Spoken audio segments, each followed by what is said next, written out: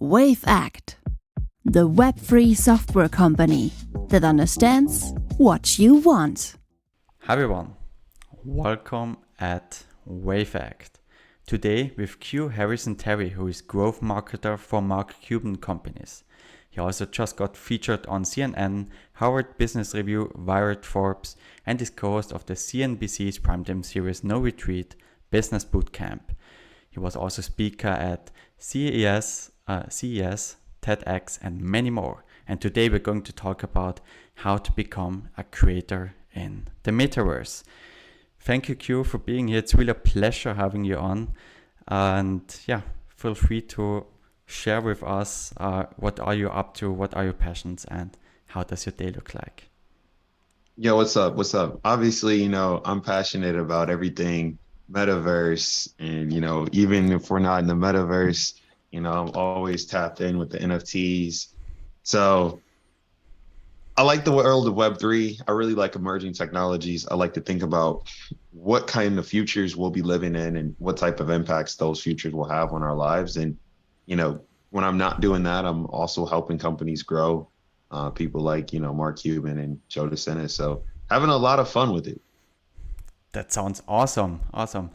You just showed, I think it's your book, if I got it correctly, right? The Metaverse Handbook. Right.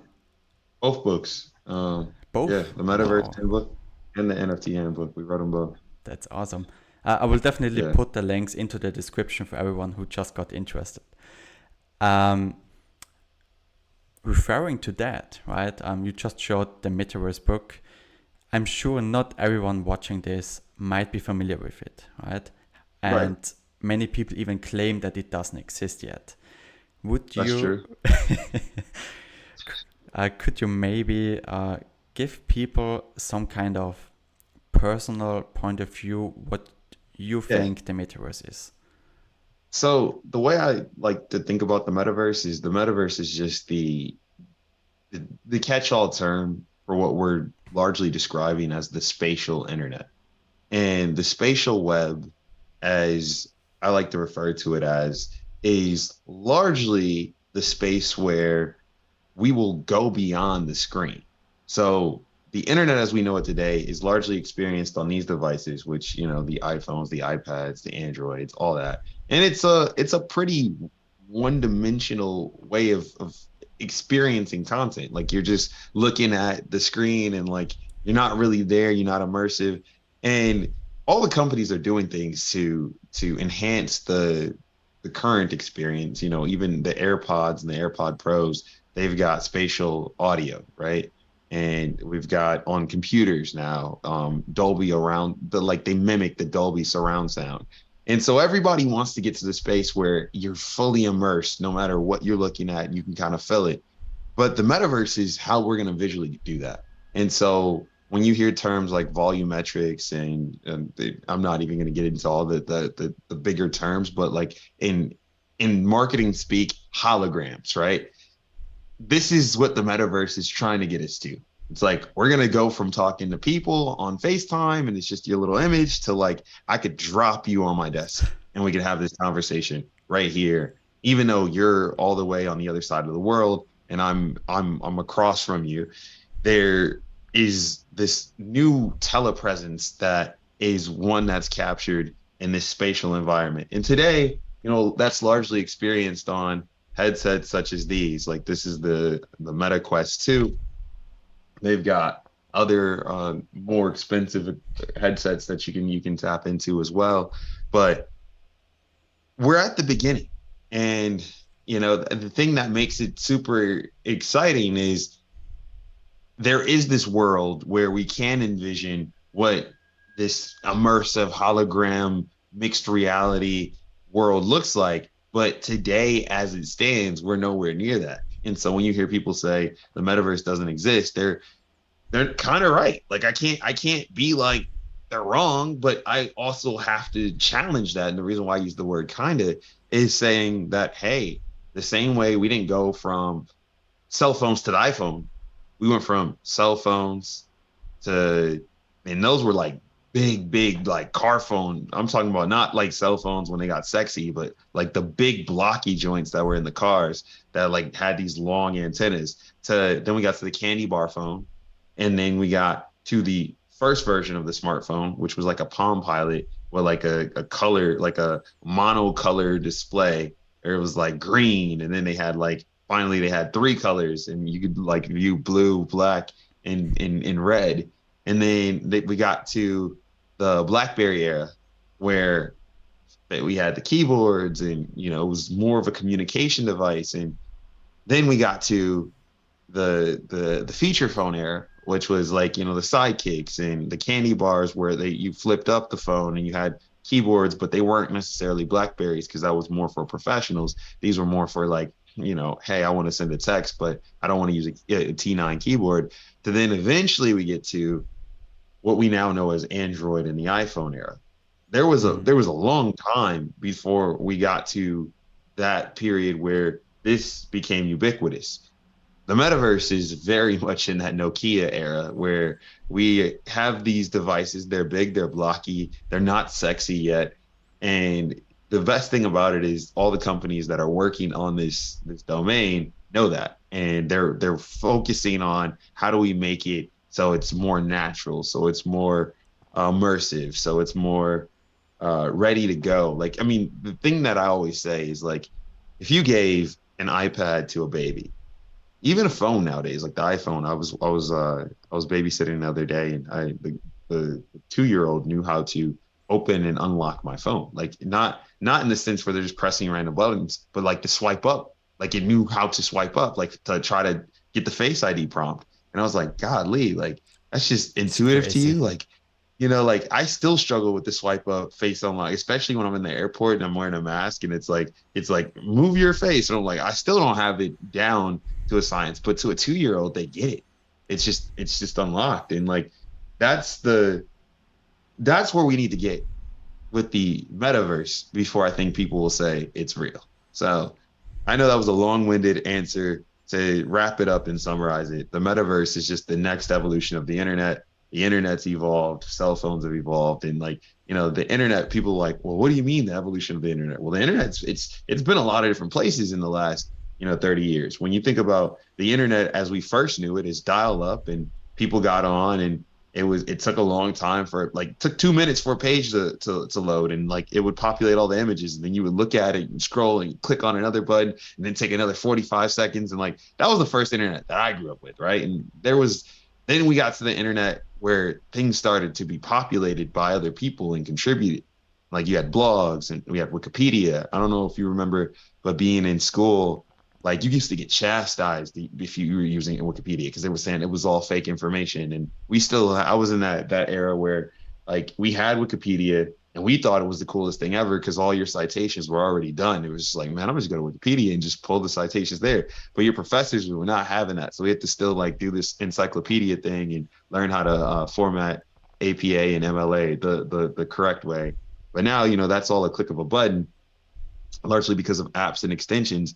But after we got out of that version of the internet, we got into probably the most exciting and most well-known version of the internet, which is the mobile internet. So the internet went mobile. We were able to take the internet with us wherever we went. And in that process, we were able to unlock apps like Uber, Airbnb, largely even Twitter, and Facebook, and just so much of what we now call, let me get on the web and spend some time there. So it's exciting to see that we're about to transcend and go to a new direction. We all got a glimpse of it if you've ever played Pokemon Go, and we're just amazed at how cool it was to have like Pikachu, follow you at the park, and then you could take it to your classroom, or you could take it to work, or you could take it in the car, like even bring it back to the house. Like, that was cool. But like, again, it was experienced largely on the phone. There's going to be an era now where, like, as simple as just putting glasses on, like, you'll be able to put glasses on and people will be able to then see all the information they need. And there's even some companies out there that are working on smart contact lenses. So people that don't want to put the glasses on can just put the contact lens in. Next decade and a half is about to be super exciting. So that's the metaverse. And I know that was a long-winded way, but I wanted to give people something that if you're listening to this or watching this, I wanted to give you something that you could like look at and be like, oh, okay, I can see how this is more than Fortnite or this is more than Roblox. Awesome. Hey, that's an awesome answer. Thank you for that. Um, After hearing all this, I would be curious now, where do you think all this stops, right? Because there are also companies where you basically have that kind of, you have some sort of gloves or something like that, where you get even the feeling when touching something in VR, for example, right? Where do you think are we heading with these kinds of? You're muted. No, Oh, can no, you you're hear me? back. Okay. Yeah. I was gonna say, I think it's gonna get really, really, really, really, really immersive, and it's gonna be a fun experience, largely because you're gonna be able to play football and feel what it's like to catch the ball. You're gonna be able to get to a point where you are in a boxing game, and if you get hit, you're gonna be able to feel what it's like to get hit. Now, obviously, it's not gonna be like damage inducing. Like it's not going to be like your rib cage is getting broken, but it's the same way that like when you pick up a PlayStation controller or an Xbox controller and like you feel the vibration and it like gives you a sense of like immersion to the game. It's not exactly what that action or essence feels like in real life, but it's a tactile way to engage and call your attention. And we're gonna have more inputs and sensors that allow for that type of interaction within the games. I think. I mean, not even within the games, but within like the next version of the internet, which we're calling the metaverse. I love it. Yeah. That sounds super exciting, especially when thinking about the little kid in me myself, GTA and all these kinds of games that, people usually play. It's just exciting to watch what's going to come. Besides gaming, what do you think? What kind of applications could be there for the metaverse?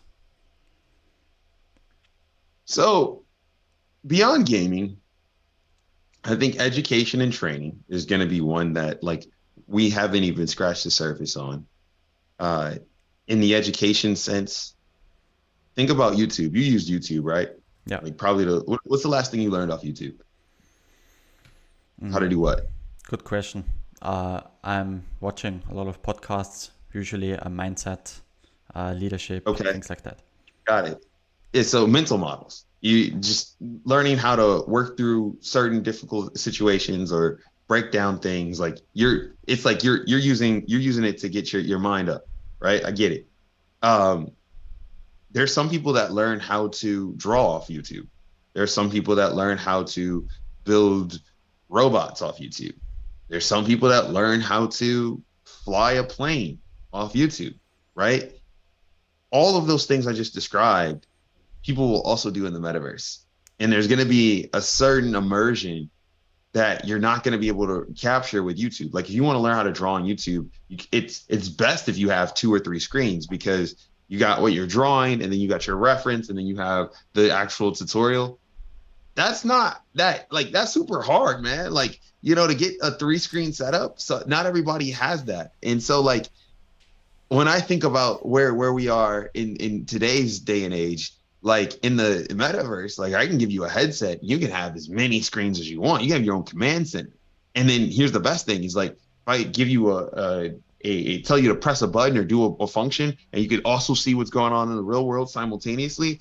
Imagine not having to have the clunky desktop environment that you have with the screen and the bezels. Like we're getting to a world where that's not needed anymore. When you put the headset on, you can be in a plane or a Formula One car or even a spaceship, and you can get the actual controls and feel the same essence of what it's like to be a pilot.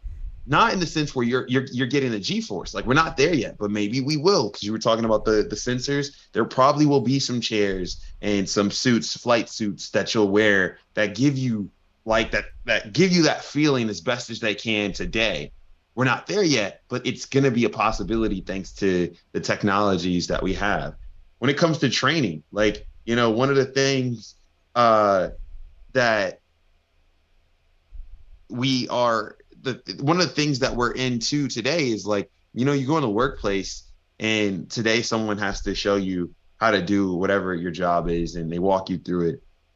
Tomorrow, that could be a digital human, and it's programmed to say, this is how this is done. And you can correct that digital human, but that digital human will do it perfectly and have the best way of teaching the person down to a science. And here's the best thing about it.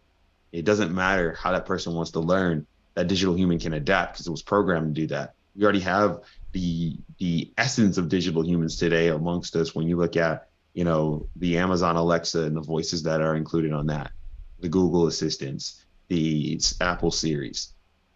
When you look at those three avatars that I just mentioned, right now they don't have a face, they don't have a presence. But we're going to get to a point where they can embody and take on many different presences and have many different ways that they interact with you. And it'll be kind of like Cortana in Halo. If you ever played Halo and you remember Cortana and how she would just pop up in Master Chief's index and visor. And it was very hologram-like, but we're going to get to a point where you're communicating with non-player characters or NPCs in ways that we hadn't even thought of. And if you like this idea, this the mental model that I'm on right now, I talk a lot about that in the Metaverse Handbook, Chapter 1, A Vision for 2032. I talk about how bots will go beyond these annoying things that we have today on Twitter and in Discord and Slack, and give us something that we all can participate and partake in the virtual economies that will be built off of that. That's something I talk about in the Metaverse Handbook. Wow, that sounds super exciting, really. Especially just thinking about you're sitting right in front of your desk and suddenly such a small avatar pops up and helps you in some kind of way, right? Even if it's just asking a simple question and maybe gives you some kind of real instructions in a visual way, right? How you can solve something or do something, right? It starts from the very simple instruction side to more complex problems.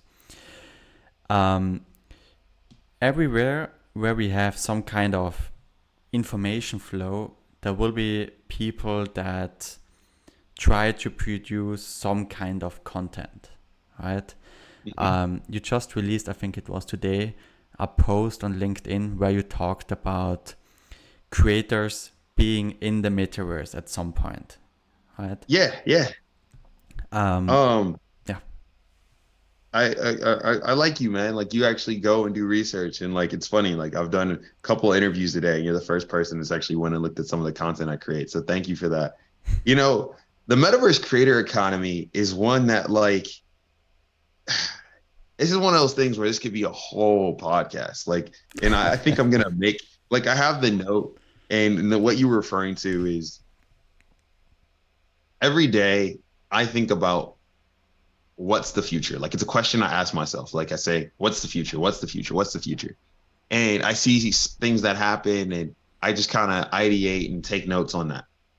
This is my notebook. I've been doing this since 2015. In 2022, I had the idea to say, hey, let me open up my notebook to the masses. And it was a little weird. I'm not gonna lie. I didn't get around to doing it until Q3 of 2022, but it's now done. And that is my real notebook. So what you just mentioned is I'm thinking right now about the metaverse creator economy. And the creator economy as we know it, I think it's last stat I saw was from August 2022. And I think it was a little underneath $500 million is what it was valued at. And some of these stats, take them with a grain of salt. They're just inputs, right? I don't think that, I don't know if it's more or less, but it's one of those things where I just see these numbers and I take them with, a grain of input. And, they say the gig economy is just above $1 trillion.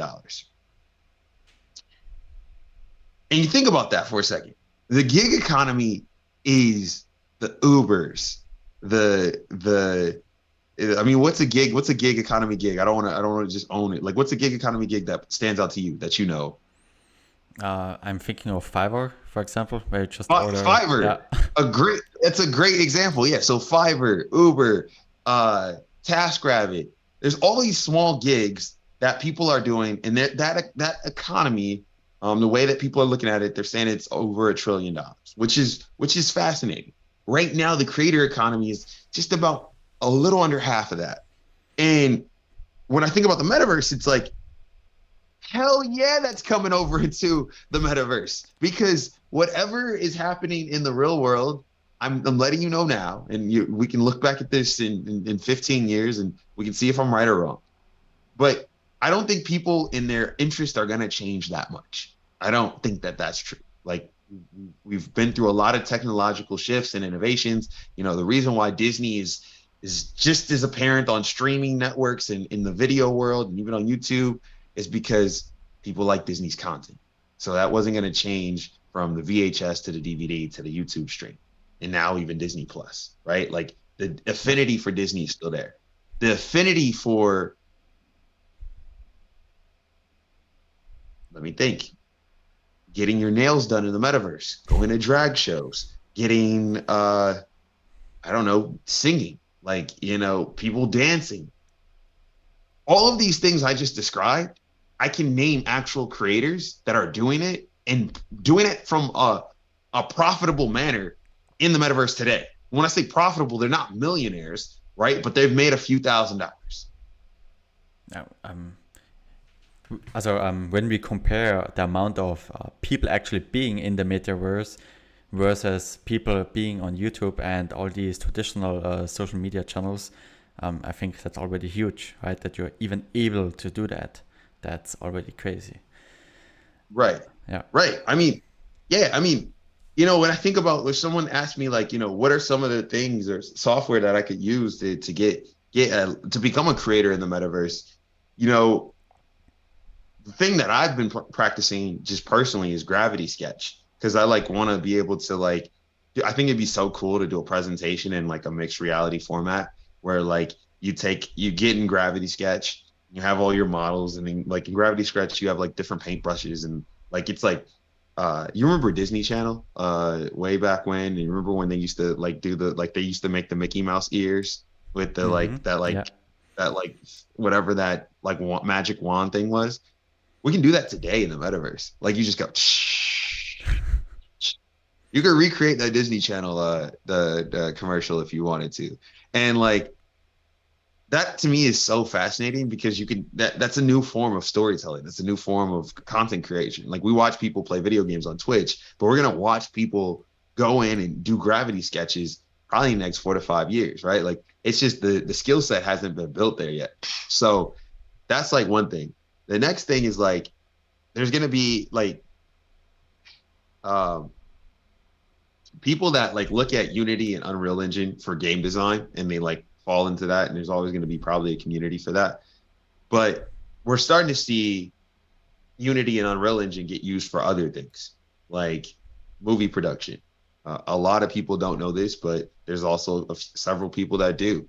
If you've ever watched The Mandalorian, a lot of the content that was shot in The Mandalorian was on a virtual background that was designed in a game engine. Like, that's crazy, right? So you could like learn this game engine and go and create Hollywood-esque productions like in a matter of probably a few years. So that's just 2 examples. If you go to the site, it's everydays.wtf, and I'll give you the link, /30, the number 30. You'll actually be able to read all my notes on what it takes to be a creator in the metaverse economy, and what tools you should be looking at and just testing out yourself today, because these will be the future Photoshops and Illustrators and Xcodes and I don't know, I mean, Figmas of tomorrow, right? Like, those are tools that we all use as professionals, Final Cut Pro, all that stuff. Like, had you learned that 10 years ago, you have a leg up today. You learn OBS today, you could be a pretty good streamer, right? Like, if you learn Unity, you can learn how to make 3D environments. If you learn Gravity Sketch today, you can learn how to do 3D design and like modeling. If you learned, like, you know, Stability AI, this is one of those things that a lot of people have comments on, but probably don't know how to actually use. But if you go figure out how to use this open source AI platform that is used to create art. Have you seen the AI generated art? Yeah, sure. Yeah, yeah, For yeah. example. So like if you use Stability AI and you get familiar with that and you know how to type in exactly what you want and that machine gives you exactly what you want every time you do it, you're going to be one heck of a threat because you can generate your own images. I mean, you're a content creator. Imagine if you could just generate your own thumbnail and it was the best thumbnail ever. You would never lose. That's And you actually didn't have some to spend crazy any thoughts. time in Photoshop. You said what? Those are actually some crazy thoughts, right? Especially because people always thought all creative processes are actually safe against AI. Right? Now even Not, that aspect. I mean, AI is bringing a challenge to everything and anything, and I think that that's good because Yeah. stagnancy is not growth. And if you want to grow, you want to be impactful. You've always got to be practicing your craft, but you've also got to be on the cutting edge. You've got to learn like what new innovative techniques are being developed, or what are the discoveries. If you're a doctor and you go out and you only stay closed-minded, meaning you only practice what you learned in school, every year you get away from when you graduated, you're going to become less and less and less and less and less and less and less and less effective as a practitioner of that medical doctrine. Why? Because you're missing all the advancements, all the new research and findings, everything that is come to life since you stopped paying attention are Yeah. things you could leverage to be better at your craft and save more patients or help more people. And like, quite frankly, I would never want a doctor that didn't pay attention to the industry. And so you would never want to be an artist that didn't pay attention to the industry. You never want to be a podcaster that didn't pay attention to the industry. You would never want to be Phil the Blanken that didn't pay attention to the industry. So if you didn't pay attention and AI kicked your ass, I have no qualms with that. I think that's your problem, right? Like, you 100%. deserved it. Sorry. But if you stayed in and you were like, yo, look at this algorithm, and you started to say like, hey, I'm not going to learn this algorithm, but I'm going to find some people that do know it, and I'm going to work with them, and we're going to figure out our way of this.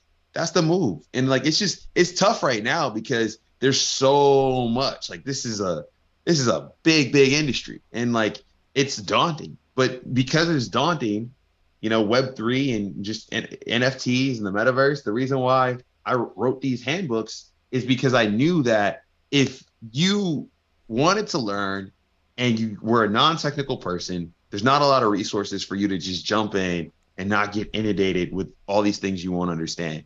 And so I wrote the Metaverse Handbook so that if you wanted to understand why people are so excited about the metaverse, why did Mark Zuckerberg change the name of his company, which was formerly known as Facebook, to Meta? Why is he investing all this money? Why is he hiring all these artists? Read the Metaverse Handbook. You'll get a glimpse into what he sees and like what a virtual economy could entail. If you want to know why people are spending millions of dollars on what you would think of as screenshots or JPEGs or whatever, go check out the NFT Handbook. You'll get a better understanding of why digital collectibles are something that every brand and really creators should be paying attention to as they start to think about their digital identities and what they release as products over the next 10 to 12 years. And it's just a super exciting time. And yes, it's daunting, but if you spend a little bit of time, like 10 pages a day on either one of my books, you'll be done within 2 to 3 weeks, and you'll have a great understanding of some of these new topics that, largely would give you a competitive advantage today. 100%. It's always about that compound effect, right? If you improve Yeah. yourself 1% every day, which means doing your research, then you actually grow as a company, as a person. That's Yeah, I think right. the stat there is like in 70 days, you'll be twice as good as you were when you started, right? Just in 70 days, if you're just doing Crazy. 1% Yeah, every day, right? So it's like, that's like absurd. 100%. And that actually should create the urgency to actually act now, right? Yeah, I would have one last question for you, if that's for okay. sure. One major concern of many companies might now be that their target audience is not on the metaverse yet, or that there are many metaverses like Decentraland, Sandbox, whatsoever, Yeah, and yeah, they don't know yeah. where to start. What is your Hey, take on that? so if you're a company and you're trying to figure out where your audience might be in the metaverse, I would first tell you or whoever you're assigning to the task, go pick up a headset, put it on, and go see for yourself what's there. I've solved a lot of problems just getting people engaged and immersed in the actual platforms, right? And what happens is they go off of everybody else's word, or they go off and they say, oh, the kids are here, and so it's only kids here. Or VR chat looks weird because I watched this movie on HBO Max. That's great, right? But you won't know if you like it or what opportunities you see until you actually go and try it. So I recommend going to Decentraland, go see how the interface is, get familiar with it, go into Spatial, go into Roblox, go into Altspace, go into a big screen VR session, right? The reason why I'm having you try it is because you'll get a chance to see what opportunities exist and if you think it's a great fit for your brand, because you know your brand better than most. And if you're B2C, the reason why this is important is because you're probably going to partner with some of the creators that are in those spaces, right? So you're going to go in and you're going to say, oh, I see Serena Ellis doing a DJ set. Let me work with her. Well, if you want to work with Serena Ellis, you need to understand how she DJs virtually and what that show entails and why people show up to her concerts. If you're gonna go to a virtual drag show, you gotta know what Nikki Fuego is gonna get into and like what the crowd is like and how do they talk and how do they support each other. You gotta understand that. And if you've never been there, you never showed up, it's just gonna be really hard for you to catch that wave. So I would say like check that out and then ask yourself, how can we do a small engagement that will uh, let us learn more. Everyone thinks way too big when they jump into the metaverse. Unless you're changing your whole corporate trajectory and this is going to be your 20-year plan, like it shouldn't be a major shift to the metaverse today. It should be a gradual shift. Something where, you start, you get some exposure, you learn, you adapt, you keep applying. And you think about the brands that leaned into social media in the early days. It wasn't that they went to social media and said, oh, we're going to up our sales. They went to social media and they built trust and they understood the platform. And by way of doing that, they were able to build some incredible understandings, which gave them leverage. I always point to Nabisco, the Oreo. You remember the Super Bowl?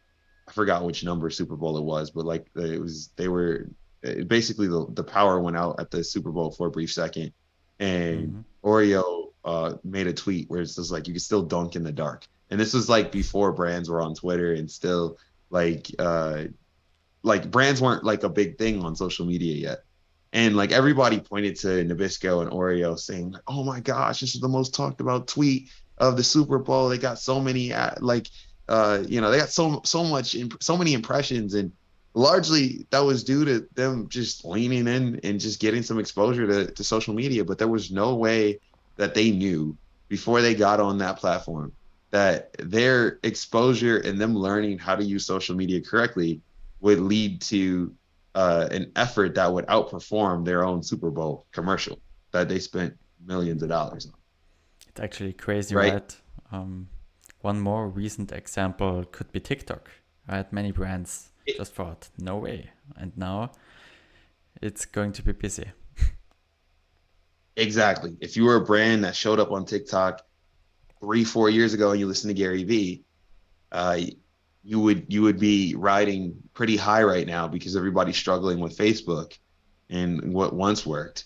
And you would already be, immersed in a new culture. And, the way that TikTok works is a lot different than what we know as advertising in the digital sense was like just even 2-3 years ago. Like TikTok is that could be a whole show, like, but it's more about, the shock and then what is the storytelling. And the awe that you end with. And like, again, we could do a whole show on that, but like, to wrap this up, like if I were a brand and I was going into the metaverse, I would like look at the creators and see if I could partner or sponsor or get behind and like empower some creators, because all the creators, they're going to be the people that bring the people in, right? Like you think about YouTube, it was the creators that brought the first viewers and showed people that what could be possible. Brands came after that, and now brands kind of run YouTube in the sense that they're either sponsoring every single creator that you like, or they are literally buying the ads on the creators you don't know, or that they don't know, right? So it's like it will become a branded experience, and that's the second point. Is like if you're if you have any type of business acumen and you're like looking for a big business opportunity, like once the people are figured out and that side of the equation is done, how do you do advertising in one covert ways, but then also like how do you do it in like explicit ways? Neither path is defined, right? So if I want to do a covert subliminal marketing campaign, I'll do a brand deal and you just like work directly with the influencer. If you want to do something that's direct, you just buy the ad through the self-service platform that is offered. And that works until it doesn't. And we're seeing the self-serve stuff not work so much. And we're seeing brand deals get really expensive.